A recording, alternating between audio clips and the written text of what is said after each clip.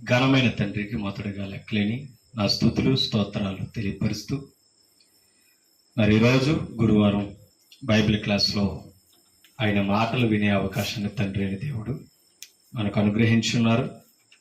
మరి ఆయన మాటలు వినడానికి చేరువచ్చిన నా సహోదరైన మీ అందరికీ క్రీస్తునామ హృదయపూర్వక వందనాలు తెలియపరుస్తూ ఆయా ప్రాంతాల్లో ఉండి లైవ్ ద్వారా కూడా ఎంతగానో వాక్యాన్ని అనునిత్యము వింటూ మరి యూట్యూబ్లో కానీ సబ్స్క్రైబ్ చేస్తూ మమ్మల్ని ప్రోత్సహిస్తూ నేను చేస్తున్న పరిచర్య కొరకు పాఠాల కొరకు ప్రార్థిస్తూ మమ్మల్ని ఎంతగానో దేవుని ఎదుటి జ్ఞాపకం చేసుకుంటున్న మీ అందరికీ తాటిపూరలో ఉన్న క్రీస్తు సంఘం నుంచి హృదయపూర్వక వందనాలు తెలియపరుస్తూ ప్రార్థన చేసుకుని వాక్యం వినడానికి మన హృదయాలను సిద్ధపరచుకుంటాం. సకల ఆశీర్వాదాలకు కారణభూతుడు అయిన తండ్రి, మీ పరిశుద్ధ నామమును బట్టి స్తుతులు తెలియపరుస్తున్నాం. గడిచిన వారం అంతా మీ కృపలో భద్రపరిచే సజీవుల గురించి కాపాడి మరలా ఈరోజు మీ సన్నిధిలో మేమందరం ఇలా కూడుకొని మిమ్మల్ని స్తుతించి మీ మాటలు విని మీ జ్ఞానాన్ని సంపాదించుకునే అవకాశాన్ని మాకు దయచేశారు తండ్రి.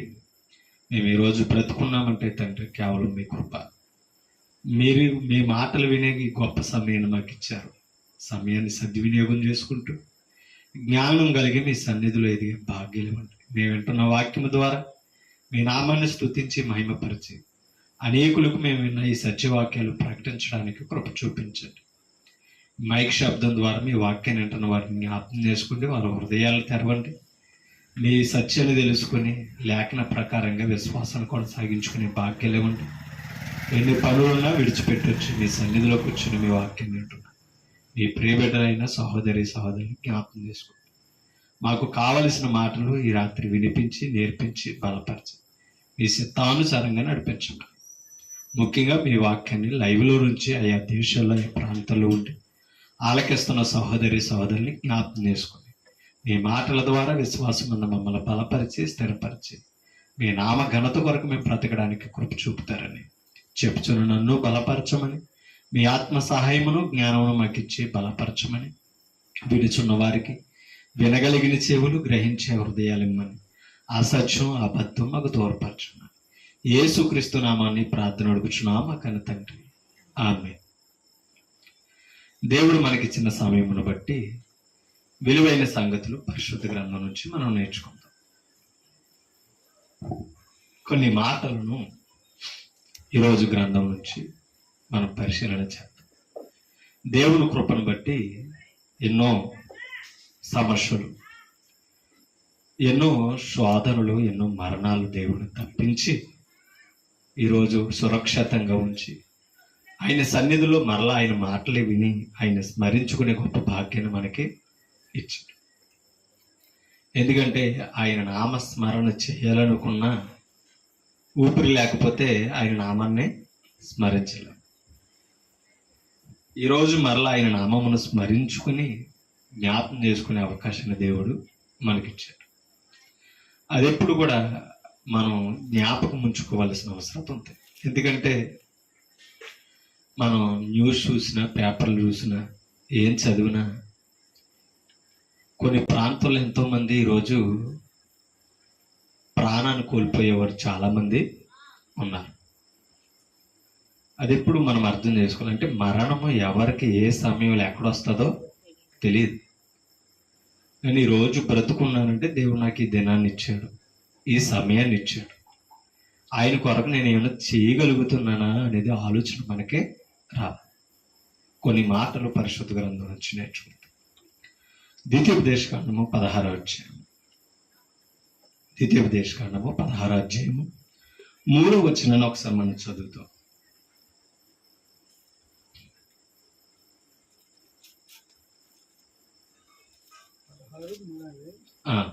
ద్వితీయోపదేశకాండము 16వ అధ్యాయం 3వ వచనం.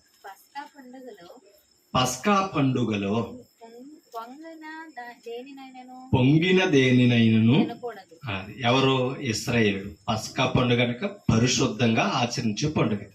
ఓకేనండి. ఇంకా చెప్పాలంటే ఆ పస్కా పండుగలో వారి విమోచన కొరకు బలర్పించే కార్యం అది. ఓకేనండి. ఆ దినాన్న వారు ఎలా ఉండాలి?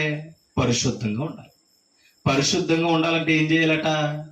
ముందు రోజు ఏది ముట్టకూడదట. ఎందుకని? పులిసినది అవుతుంది. పొంగుందంటే అర్థం ఏంటనుకుంటున్నారు? పులిసింది. పులిసింది ఏదైనా తిన్నా, ఏదైనా ఉంచుకున్న వారిలో ఏమున్నదట తెలుసా? అపవిత్రత. అందుకనే పొంగిన దేనినైనను తినకూడదు. నీవు త్వరపడి ఐగుప్తులో నుండి వచ్చితివి కదా. చూడండి, నీవు ఐగుప్తులో నుంచి వచ్చితివి కదా. నీవు త్వరపడి ఐగుప్తు దేశములను నువ్వు వచ్చితివి కదా. నీవు ఐగుప్తు దేశములో నుండి వచ్చిన దినమును, చూడండి, వచ్చిన దినమును నీ జీవిత దినములన్నిటిలో జ్ఞాపకము చేసుకున్నట్లు. మీకేనా అర్థమైందా? ఇశ్రాయేలు వారి జీవిత దినాల్లో ఏది జ్ఞాపకం ఉంచుకోవాలని తెలుసా? ఆయన బానిసత్వం నుంచి విడిపించాడు చూసారా, ఆ రోజును జ్ఞాపకం చేసుకోవాలట. ఓకేనా?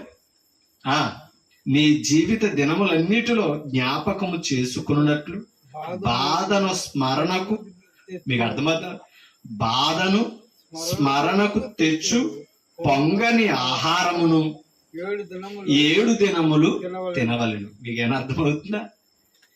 ఏమా, ఆ పండుగను, పస్కా పండుగను ఆచరిస్తూ 7 దినాలు దేన్ని తినాలట?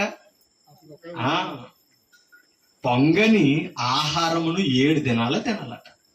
బయట అర్థమవుతుందా? పొంగని ఆహారమును 7 దినాలు ఇశ్రాయేలులు తింటూ ఆయన సన్నిధిలో ఆ పస్కా పండుగలో మళ్ళా ఏది స్మరణకి తెచ్చుకోమన్నాడో స్మరించాలట. ఆయన నామాన్ని స్మరిస్తూ ఆ స్మరణకి ఏది తెచ్చుకోవాలని తెలుసా? ఐగుప్తుల నుంచి వారిని విడిపించాడు చూసారా, ఆ బాధను, ఆ కష్టాన్ని తెచ్చుకుని, అంత కష్టాన్ని, అంత బాధని, ఈ రోజును మమ్మల్ని ఏం చేశాడట? ఆయన విడిపించి విమోచించాడు కనుక ఇంత స్వేచ్ఛగా, ఓకేనా, ఇంత స్వేచ్ఛగా మేము ఏం చేస్తున్నాం? ఆయన్ని ఆరాధించుకుంటున్నామని చెప్పుకునే గొప్ప భాగ్యం అది. ఓకేనా? అంటే ఆయన ముందు 7 దినాల్లో దేని జ్ఞాపకం చేసుకోవాలట? వారు పోగొట్టుకున్న బాధని, ఓకేనా, వారు పోగొట్టుకున్న మరణాన్ని, దినాన్ని జ్ఞాపకం చేసుకోవాలట. ఎందుకంటే అక్కడే ఉన్నారనుకోండి, దేవుడు విమోచించలేదు అనుకోండి, ఏ ముద్రల్లో స్మరించే అవకాశం ఉండదు. కనీసం స్మరించడానికి ఆయనకు, వారికి ఊపిరుండే అవకాశం లేదు. అర్థమైంది మీకు? అందుకనే వారు ఆ దినాన్ని పరిశుద్ధంగా ఉండడానికి, స్మరించడానికి ఏం చేయాలట? అమ్మా, ఏం చేయాలట? పొంగన ఆహారాన్ని పుచ్చుకొని ఆయన నామాన్ని స్తుతించాలట. ఆ విషయాలను చెప్తున్నాడు. ఓకేనా? మీరు స్మరణకు తెచ్చుకోవాలని చెప్తున్నాడు. ఓకే, ఒక మాట మీకు చూపిస్తాను. ఒకసారి 1 కొరింథీ పత్రికలోనికి వెళ్తాం.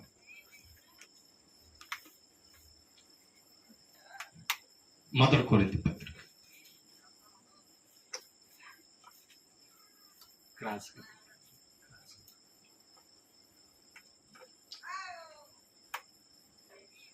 1 కొరింథీ పత్రిక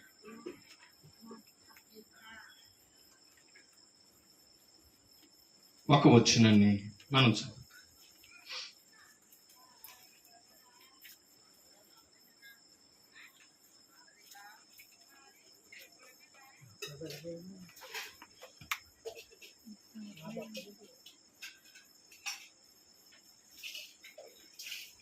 ఐదు వచ్చే 1 కొరింథీ.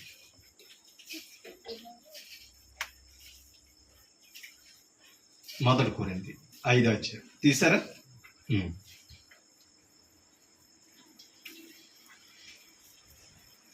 6 వచ్చిన చదువుతాం. 6 వచ్చిన, మీరు అతిశయపడుట మంచిది కాదు. పులిసిన పిండి కొంచెమైనను మొత్తంతయు పులియజేయునని మీరు ఎరుగరా. పౌలు, అపొస్తలుడైన పౌలు కొరింథీలో ఉన్న పరిశుద్ధులతో మాట్లాడుతున్నాడు. ఈ మాటలు జాగ్రత్తగా ఆ మాటలను మనం పరిశీలన చేద్దాం. ఏమంటున్నాడు ఆయన అంటే, కొరింథీలో ఉన్న పరిశుద్ధులు కొంతమంది ఏం చేస్తున్నారట? అతిశయపడుతున్నారట. మీరు అతిశయపడుట మంచిది కాదు. ఎందుకంటే వారిలో తప్పు ఉంది. ఓకేనండి. యాక్చువల్గా అధ్యాయం చదివితే మనకు క్లారిటీగా అర్థమవుతుంది. మరి బైబిల్ క్లాస్లో అంత సమయం ఉండదు కదా. ఓకేనండి. వారిలో పాపము, వారిలో చెడు కార్యము, అపవిత్రత ఉన్నది కనుక అపవిత్రంగా ఉన్నవాడు దేవుని ఎదుట ఏం చేయకూడదట అమ్మా, చేసి ఆయన ముందు ఏం చేయకూడదట, అతిశయింపకూడదు. అమ్మా మీరైనా సరే నేనైనా సరే నా ఎంత పరిశుద్ధులు లేడన్న అతిశయం ప్రభు దగ్గరికి రాకూడదు. ప్రభు దగ్గరకు వచ్చిన మనం నాకంటే గొప్పవారు ఎవరున్నారన్న అతిశయం రాకూడదు. ఆయన కృపను బట్టి నేను ఈ రోజు ఆయన సన్నిధిలో కూర్చున్న వినయము తగ్గింపు రావాలి మన దగ్గర. కొంతమంది అతిశయిస్తున్నారట. అతిశయించుట మంచిది కాదు. పులిసిన పిండి కొంచెమైనను ముద్దంతయు పులిచేయనని మీరెరుగరా. అంటే పులిసిన పిండి కొంచెమున్నా, ఎంత పదార్థం ఉన్న దాంట్లో కొంచెం తగులుతుంటే ఏమవుతుందంటే ఆ పదార్థం అంతా పులిసిపోతుంది, అంటే పాడైపోతుంది అని అర్థం. అంటే క్రీస్తులో మనం అందరం ఏమయ్యాం ఏమా, క్రీస్తులో మనం అందరం ఏమయ్యాం, పరిశుద్ధపరచబడ్డాం. అంతేనా? ఏం పోగొట్టుకుని, పాపం పోగొట్టుకుని పరిశుద్ధపరచబడ్డాం. ఎలాగా? బాప్తిసం ద్వారా. ఓకేనా? ఇప్పుడు సంఘంలో ఉన్న మనం అందరం, బాప్తిసం పొందిన మనం అందరం క్రీస్తులో ఎవరము, పరిశుద్ధులము. అంటే అర్థం ఏంటి? ఏ చెడు గాని ఏ మచ్చ గాని లేకుండా ఆయన రక్తంలో కడగబడిన వారమని అర్థం. ఓకేనండి. మనలో మనం ఉప్పొంగుతున్నప్పుడు మన మనస్సాక్షి మనల్ని హెచ్చరిస్తుందట. తెలుసా? మనలో ఏముందో, మనం ఏమై ఉన్నాం, ఏం చేస్తుందంటే తెలుసు మన మనస్సాక్షి. అది పక్క వారికి తెలియదు కదా నాలో ఏముందో. మీలో ఏముందో నాకు తెలియదు, నాలో ఏముందో నీకు తెలియదు. కానీ మన అందరిలో ఏముందో ఎవరికి తెలుసు? దేవునికి తెలుసు అన్న విషయం మనకే తెలుసు. దాన్ని గమనించాం, కానీ ఏం చేస్తాం? అతిశయపడుతూ ఉంటాం. అలా అతిశయపడిన వారితో చెప్తున్నాడు, మీరు పులిపిండి లేని వారుగా ఉండాలి. అంటే అర్థమేంటి తెలుసా? అపవిత్రత కొంచెమైనను లేని వారుగా ఉండాలని పౌలు కొరింథీ సంఘంలో ఉన్న వారితో చెప్తున్నాడు. 7వ వచనం, మీరు పులిపిండి లేని వారు, పులిపిండి కొంచెం ఉన్నా, పులిసినది కొంచెం ఉన్నా మొత్తంతా ఏమవుతుంది అంటే దాని అర్థం ఏంటి తెలుసా ఏమా? ఒకటి, నేను వాక్యాన్ని ఎరిగి సంఘం నుండి భౌతికంగా చిన్న చిన్న తప్పులు చేస్తున్నాను అనుకోండి, ఓకేనా? ఆ ఎఫెక్ట్ ఎవరి మీద పడుతుందండి తెలుసా? చెప్పండి, ఎవరి మీద పడుతుంది? విశ్వాసుల మీద పడుతుంది. అవునా కాదు? ఎందుకని? ఆయన చేస్తే లేదు కానీ మనం చేస్తే. అది ఇప్పుడు పులిపిండి అంటే లోపం, అపవిత్రత కొంచెమే నాలో ఉంది. పాయింట్ అర్థమైంది మీకు? నన్ను బట్టి పదార్థం ఏమవుతుంది తెలుసా? ఉన్న పదార్థం కూడా ఏమవుతుంది? అది లేకుండా నేను, అది లేకుండా మీరు ఉండాలని చెప్తున్నాడు పౌలు. అది సూటిగా చెప్పి, మీలో చెడు కార్యం ఉంది. పాయింట్ అర్థమవుతుందా? ఆ చెడు కార్యం వలన ఏమవుతుందని చెప్తున్నాడు తెలుసా? మీరు అతిశయిస్తున్నారో, అసలు మీరు అతిశయపడడానికి కారణం ఏదని చెప్తున్నాడు అనమాట. ఓకేనా? కింద చదువుతుంది, మీరు పులిపిండి లేని వారు కనుక క్రొత్త ముద్ద అవుటకై ఆ పాతదైన పులిపిండిని తీసి ఏం చేయాలంటే తీసి, అంటే దాని అర్థం ఏంటి? అందుకనే తీదు పదులు అంటాడు, విసర్జించుడి అని అంటాడు. ఏం చేయాలని తెలుసా? విసర్జించాలి. చెడు కార్యాన్ని, హృదయాన్ని పాడు చేసేదాన్ని ఏం చేయాలని తెలుసా? విసర్జించాలి, ద్వేషించాలని అంటుంది బైబిల్. లేదనుకో, ఆ పారవేయలేదనుకో ఏమవుతుందట? మొద్దంతా పాడైపోతుంది. అంటే మనకి క్రీస్తులో వచ్చిన పవిత్రత అంతా ఏమవుతుంది? పాడైపోతుంది. అది పాడవుతున్నప్పుడు సాక్ష్యాన్ని కోల్పోతాం క్రీస్తులో. వీరెవరని? పరిశుద్ధులు. ఓకేనా? వీరెవరని? విశ్వాసులు అన్న పేరును పాడు చేసుకుంటాం. ఓకేనా? కానీ మన వరకు మనం ఏమనుకున్నాం? నేను చాలా గొప్ప ఉన్నాను. కానీ క్రీస్తులో మన మనస్సాక్షి ఎలా ఉన్నదో మనం ఒకసారి గద్దించుకోవాల్సిన అవసరం ఉంది. కింద ఇంకో మాట చదువు, ఇంతేకాక క్రీస్తు అను మన పస్కా పశువు. మీకు ఏమర్థమవుతుందా?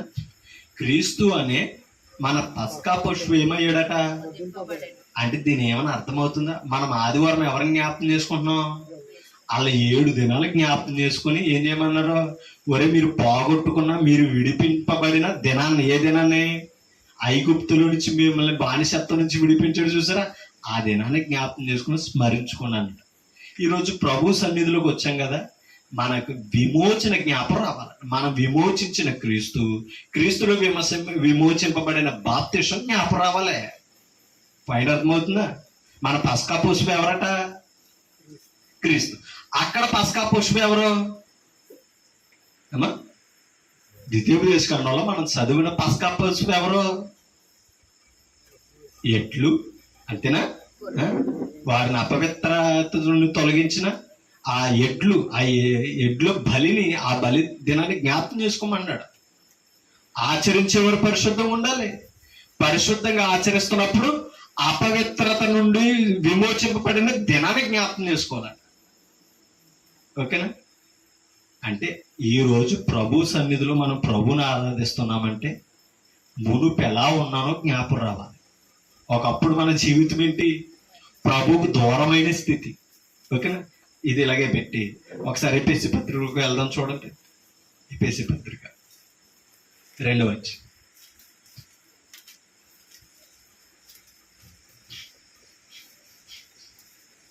12వ వచనం. 2వ అధ్యాయం 12వ వచనం. ఆ కాలమందు ఇశ్రాయేలుతో సహపౌరులు ఎవరు అమ్మా? ఎవరో ఇశ్రాయేలుతో సహపౌరులు కాలేదండి. ఎవరో కాదండి, అన్యజనులు. ఓకేనా? అన్యజనులు శారీరకంగా బ్రతుకుతున్నారు లోకం. పౌలు ఎఫెసీలో ఉన్న సంఘ విశ్వాసులు, అంటే సంఘ విశ్వాసులు ఎవరు చేరారు తెలుసా? అన్యజనులు. ఎప్పుడు సంఘంలో చేర్చబడ్డారు అని అంటే మనం ఇందాక చెప్పుకున్నాం. మనం సంఘంలోకి ఎప్పుడు వచ్చాం? బాప్తిసం పొంది పాప జీవితాన్ని కడుక్కున్నప్పుడు. అన్యజనులు శారీరకంగా లోకంలో బ్రతికి వారు కూడా ప్రభువుని తెలుసుకుని ఏం చేశారు? ఇప్పుడు చెప్పాలి, వారు పాప క్షమాపణ పొంది పరిశుద్ధులతో పాటు ఎక్కడ చేర్చబడ్డారు? సంఘములో చేర్చబడ్డారు. అంటే సంఘములో ఉన్నవారు ఎవరు ఇప్పుడు చెప్పండి? అన్యజనుడు. సంఘంలోకి వచ్చాక మీరు ఎవరని చెప్తున్నాడు? పరిశుద్ధులు అని చెప్పాడు. పాయింట్ అర్థమవుతుందా? అంటే సంఘంలో ఉన్న వాళ్ళు ఎవరో పరిశుద్ధులు. ఎప్పుడు జీవితాన్ని జ్ఞాపకం చేస్తున్నాడు పౌలు తెలుసా? మునుపు ప్రభువులోనికి రాకముందు, బాప్తిసం పొందక ముందు, సంఘములోనికి రాకముందు మీరు ఎలా ఉన్నారో చెప్తున్నాడు. ఆ కాలం ముందు ఇశ్రాయేలుతో సహపౌరులు అంటే ఇప్పుడు వీరు ఎవరితో సహపౌరులు అయ్యారు? వీరు ఎవరితో సహపౌరులు అయ్యారు? ఇశ్రాయేలుతో సహపౌరులు అయ్యారు. ఇశ్రాయేలుడు అప్పటికి ఎలా ఉన్నారు మరి? పెంతెకొస్తు దినం జ్ఞాపకం. అపొస్తలుల కార్యంలో పెంతెకొస్తు దినంలో ఇశ్రాయేలులు యూదులు ఎంతమంది మారారు? పేతురు బోధని 3000 మంది బాప్తిసం పొంది సంఘంలో చేర్చబడ్డారు. అప్పటి నుంచి ఇశ్రాయేలులు అనేక మంది ప్రభువును ఒప్పుకున్న వారు ఏమయ్యారు? సంఘంలో చేర్చబడ్డారు. అలాగే అన్యజనులు కూడా చేర్చబడ్డారు. అన్యజనులు ప్రవేశం ఎక్కడి నుంచి వచ్చింది అమ్మా? కొర్నేలి ఇంటికాడ నుంచి వచ్చింది. అవునా? కొర్నేలి ఇంటికి వెళ్ళమంటే పేతురు ఏం చెప్పాడు? అవునా? అంటే అన్యజనులు వారు యూదులతో సహవాసం చేయరు, ముట్టరు అని చెప్పుకుంటూ వచ్చాడా లేదా? అలాగా అన్యజనుల నుంచి కొంతమంది క్రీస్తులోనికి చేర్చబడ్డారు. అప్పుడు అన్యజనులు ఎవరితో సహపౌరులు అవుతున్నారని తెలుసా? ఇశ్రాయేలుతో. అంటే ధర్మశాస్త్రంలో ఉన్నంతకాలం, క్రీస్తులో విమోచింపబడక ముందు, క్రీస్తు దగ్గరికి రాకముందు వారు ఏమై ఉన్నారు తెలుసా? అంటే అన్యులని ఎందుకు పిలువబడ్డారంటే ఇశ్రాయేలుతో సహపౌరులు కాదేమన్నానంటే దాని అర్థం ఏంటంటే దేవాలయానికి వచ్చే అవకాశం వారికి ధర్మశాస్త్రం ఇవ్వలేదు. అందుకనే ఇశ్రాయేలుతో ఏం కాలేదంట? అలా సహపౌరులు అంటే అర్థం ఏంటి? వారితో కలిసి దేవుణ్ణి సేవించుకునే అవకాశం వారికి ధర్మశాస్త్రం ఇవ్వలేదు. అందుకని అంటున్నాడు గత కాలమందు. ఓకేనా? ఆ కాలమందు మీరు ఎలా ఉన్నారు? ఇశ్రాయేలుతో సహపౌరులు కాక పరదేశులు, వాగ్దాన నిబంధనలు లేని పరజనులను, నిరీక్షణ లేని వారు, లోకమందు దేవుడు లేని వారునై ఉండి. మీకు అర్థమవుతుందా? లోకంలో ఎలా ఉన్నారట? అసలు దేవుడే లేడన్న జనంగా ఉన్నారు. నిజమే కదా మరి అమ్మా? యెహోవా దేవుడు ఇశ్రాయేలుకి, అన్యజనులకి. కానీ అన్యజనులు అప్పటికి దేవుడు లేరా? చెప్పాలి. దేవుని పేరట కార్యక్రమాలు చేసేవాళ్ళు లేరా? ఉన్నారు. కానీ వారి నిజమైన దేవుడు కాదు. కాబట్టి పౌలు ఏమన్నాడంటే, దేవుణ్ణి ఎరగకుండా దేవుళ్ళు ఉన్నామని భ్రమపడ్డారో, దేవుళ్ళు ఉన్న వారితోటేమో దూరంగా ఉన్నారని ఆ విషయాన్ని జ్ఞాపకం చేస్తారు. పరజనులను, ఓకేనా, వాగ్దాన నిబంధనలు ఎవరికి ఇచ్చాడు? వాగ్దానం ఇశ్రాయేలుకి ఇచ్చాడు. ఆ వాగ్దానంలో మీకు భాగం లేదని చెప్తున్నాడు. నిరీక్షణ లేని వారు అంటే దేవుడు ఉన్నాడు, మాకు విమోచన ఉన్నదన్న భరోసా వరకు లేదు. లోకమందు దేవుడు లేని వారిని అయ్యుండి క్రీస్తుకు దూరస్తులై ఉంటారని మీరు జ్ఞాపకము చేసుకున్నారు. అంటే ఇలాగా ధర్మశాస్త్రం బట్టి ఎవరికి దూరం అయిపోయారో తెలుసా? క్రీస్తుకు దూరస్తులుగా ఉన్నారు. ఓకేనా? ఇప్పుడు బాప్తిసం ద్వారా ఎవరికి సమీపస్తులయ్యారు? క్రీస్తు ద్వారా తండ్రికి సమీపస్తులయ్యారు. అదే 13 వచ్చింది చెప్తుంది. అయినను అంటే మీరు ఒకప్పుడు అలా బ్రతికినను, అయినను మునుపు దూరస్తులైన మీరు ఇప్పుడు క్రీస్తు యేసునందు, ఓకేనా, క్రీస్తు యేసునందు క్రీస్తు రక్తము వలన సమీపస్తులై ఉన్నారు. ఓకేనా? ఎవరికి సమీపస్తులై ఉన్నారు? దేవునికి సమీపస్తులై ఉన్నారు. ఎవరిని బట్టి? క్రీస్తుని బట్టి. క్రీస్తులో ఆయన రక్తములో కడగబడాలని బట్టి. క్రీస్తుని తెలుసుకుంటే కాదండి, పైన అర్థమవుతుందా? క్రీస్తు నామను స్మరిస్తూ క్రీస్తుని తెలుసుకుంటే కాదు, క్రీస్తు రక్తములు కూడా ఏమవ్వాలి? కడగబడాలి. అప్పుడు శారీరకంగా వారు లోపల చేసిన వాటి నుంచి విమోచన దొరికింది. అర్థమైంది మీకు ఇప్పుడు? క్రీస్తు రక్తము వలన సమీపస్తులై ఉన్నారు.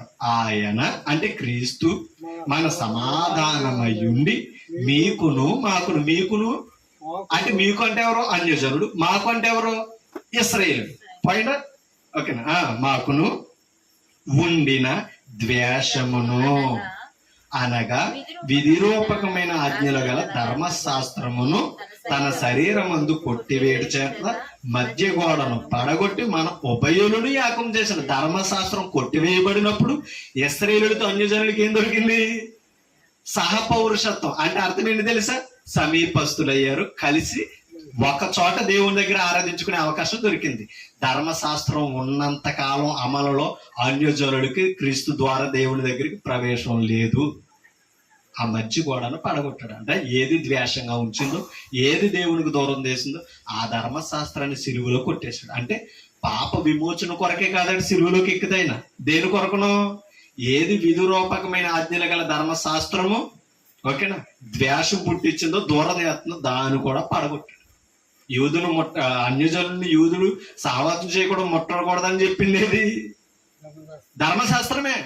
ఇప్పుడు దాన్ని తీసేయడట. దాన్ని తీసేయడం వలన అన్యజనులు కూడా దేవుని ప్రజలుగా పిలువబడి దేవుణ్ణి ఆరాధించుకునే అవకాశం దొరికింది. కాబట్టి మీరు నేను ఎక్కడ కూర్చున్నాం, ఓకేనా? లేకపోతే ఈ ఆరాధన ఎవరు చేసుకోవాలి?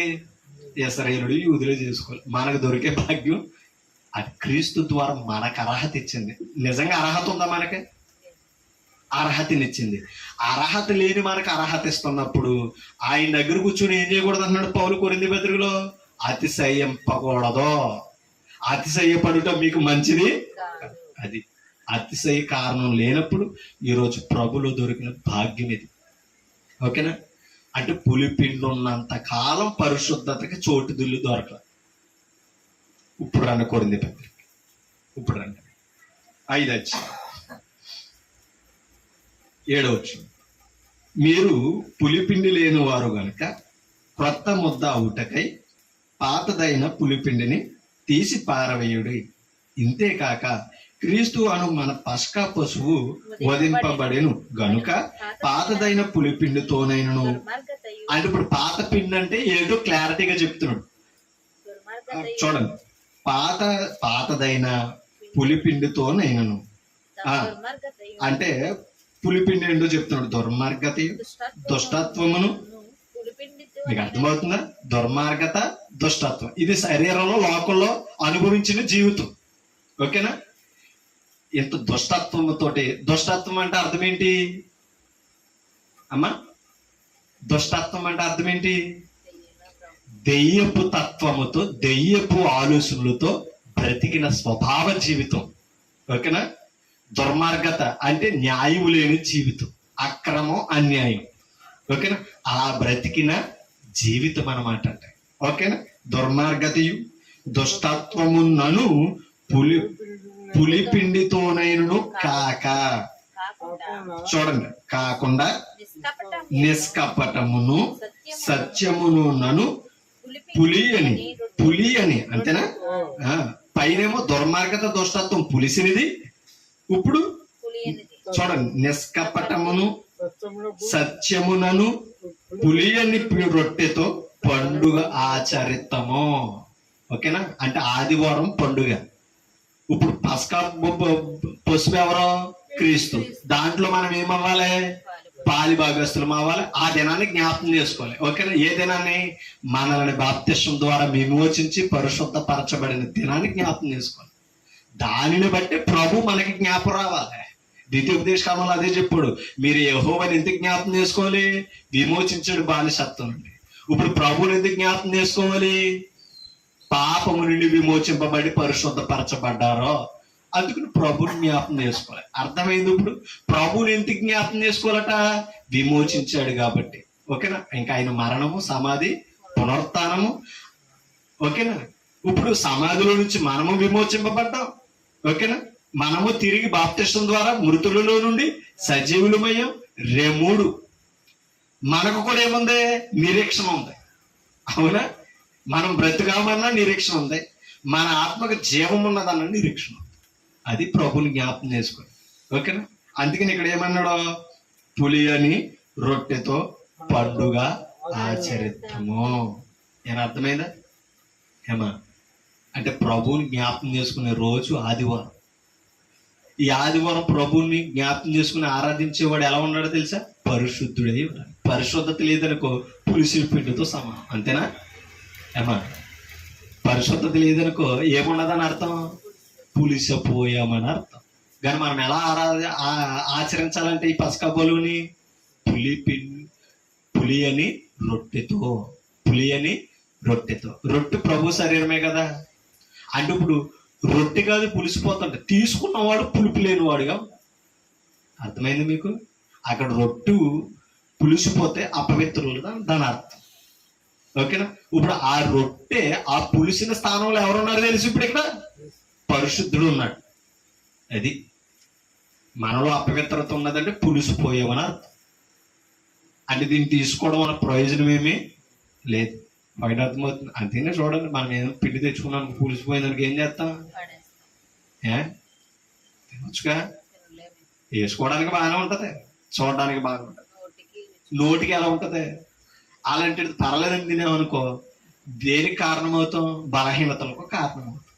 అలా పాపముతో పరిశుద్ధత ఈ ప్రభురాత్రి భోజనంలో పొందితేనంట, ప్రభురాత్రి భోజనం తీసుకున్నా మన లోన ఉన్నది కదా, చూసారా? పులిసిపోయింది. అది ఏం చేస్తుందని తెలుసా? మనం తీసుకున్న ఆ పవిత్రతను కూడా పాడు చేస్తాం. ఓకేనా? అందుకని మొత్తంతా పులి చేయాలంటే అర్థం ఏంటంటే, కొంచెము చెడు లక్షణం ఉన్నా, కొంచెం వ్యతిరేకమైన స్వభావం ఉన్నా మనకున్న పరిశుద్ధత పోతుంది. మన వలన ఇంకో విశ్వాస సంఘంలో ఏమైపోతున్నాడో అది బలహీన చేస్తున్నాం, పులిసిపోయినట్టు చేస్తున్నాం. అతను పాడవడానికి మనమే మాదిరి అయ్యాం కారణం అవుతాం. ఊరుకుంటాడా? ఏమా ఊరుకుంటాడా? ప్రభు ఊరుకోడు. దానిని గద్దించి శిక్షించడానికే కావలిలో ఉంచుతాడు. కానీ మనకు అవకాశం ఇచ్చాడంటే, సమయం ఇచ్చాడంటే దిద్దుకోవడానికి మనకు అవకాశాన్ని ఇచ్చాడు. జాగ్రత్తగా అలా ఉన్నామనుకోండి, వాక్యానికి కానీ సంఘానికి కానీ సహకారులుగా ఉండలేము. ఒక మాట మీకు చూపిస్తాను చూడండి.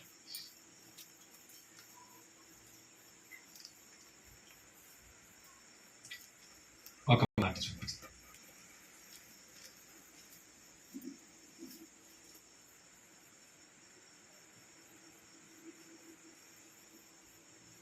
ఒకసారి తీతు పత్రిక 3 అధ్యాయం.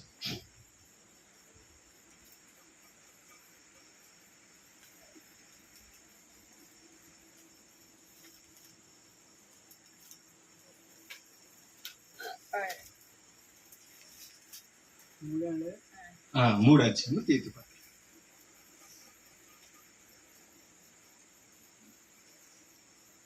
8వ వచనం నుంచి చదువుతాం.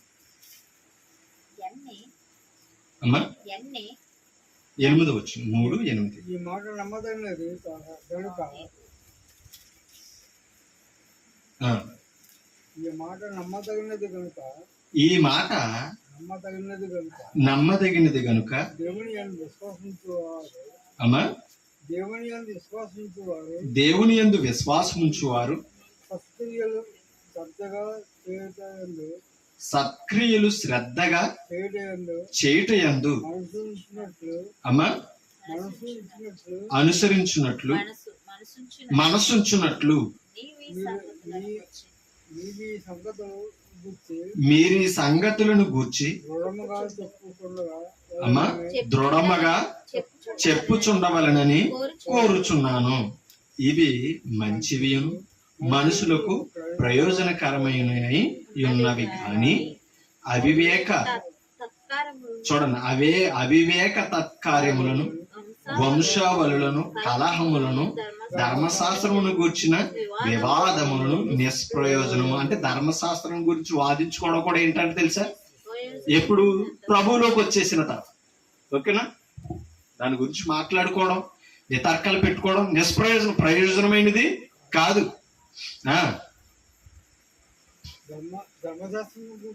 ధర్మశాస్త్రమును గుర్చిన వివాదములను నిష్ప్రయోజనమును వ్యర్థమునై ఉన్నవి గనుక వాటికి దూరముగా ఉండుడి. వేటికి? అవివేక తరస్కారములను వంశావళులను కలహములను ఇవన్నిటికి మనం ఏమవ్వాలట? వంశావళులు అంటే ఏ కులం ఏ మతం మీకు అర్థమవుతుందా? ఇవన్నీ దూరంగా ఉండాలి. కలహం మీకు అర్థమవుతుందా?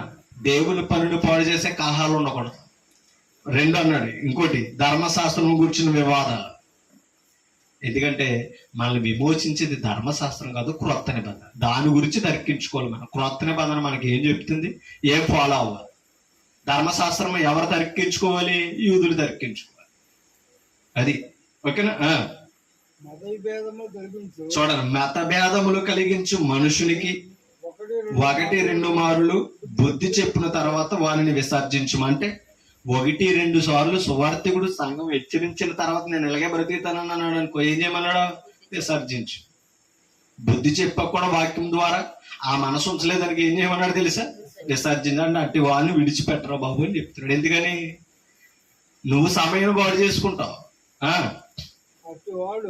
అట్టివాడు మార్గము తప్పి తనకు తానే శిక్ష విధించుకొని వాడే పాపము చేయుచున్నాడని నీ వెరుగుతూ తీతుతో పౌలు చెప్తున్నాడు. కాబట్టి అలాంటి వారు ఎవరున్న సంఘంలో ఇటువంటి వితర్కాలకి తనకు తానే ఏం చేసుకున్నాడట? శిక్ష విధించుకుని వాడే పాపము చేయించున్నాడని నువ్వు వెరుగుదు. కాబట్టి జాగ్రత్తగా ఉన్నాడు. వేటిని గురించి మాట్లాడమన్నాడు? వేటిని గురించి మాట్లాడమన్నాడు? మరి చూడండి 6వ వచనం, మనం ఆయన కృప వలన నీతిమంతులమని తీర్చబడి నిత్య జీవమును గుర్చిన నిరీక్షణను బట్టి దానికి వారసులు మగుటకై ఆ పరిశుద్ధాత్మను మన రక్షకుడైన యేసుక్రీస్తు ద్వారా ఆయన మన మీద సమృద్ధిగా కుమ్మరించును. ఈ మాట అది ఓకేనా? ఆ యేసుక్రీస్తు ద్వారా మన కృప ఎంత సమృద్ధిగా దొరికిందో, పరిశుద్ధాత్మ ద్వారా మనకు వచ్చిన పవిత్రత ఏంటో వాటిని గురించి సంఘములో పరిశుద్ధులు ఏం చేయాలట? వాటిని గురించి పరిశోధన చేయాలి. ఈ మాట నమ్మదగినది గనుక దేవుని యందు విశ్వాసం ఉంచిన వారు ఓకేనా ఏం చేయాలట? సత్క్రియలను శ్రద్ధగా చేయుట యందు మనసు ఉంచాలట. అది మనసు ఉంచున్నట్లు నీవి సంగతులను గురించి దృఢముగా చెప్పుచుండవాలని నేను కోరుచున్నాను. ఓకేనా? ఏవి నమ్మదగిన మీకు అర్థమవుతుందా? విశ్వాసమును గురించి, సత్క్రియలను గురించి, శ్రద్ధగా చేయుటకు మనసు ఉంచడం గురించి, వీటిని గురించి దృఢ